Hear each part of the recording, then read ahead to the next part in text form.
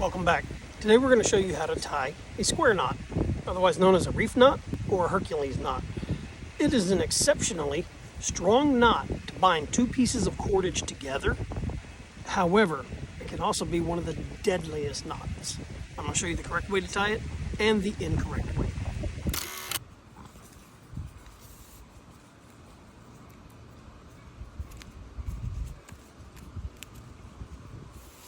This is the incorrect way to tie this knot. You'll notice everything slips.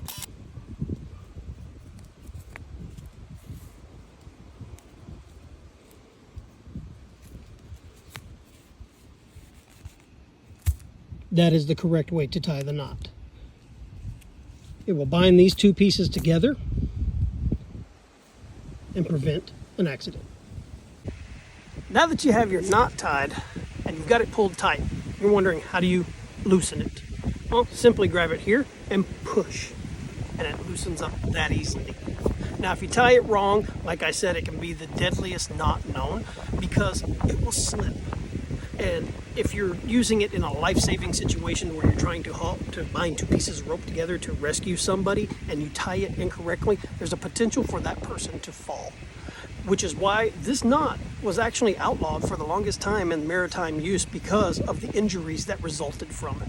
So, get yourself some rope, start learning how to tie knots, and learning what their uses are for.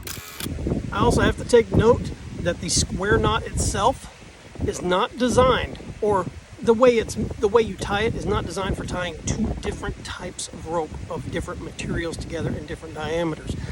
It won't hold, and that's one of the things that makes it dangerous.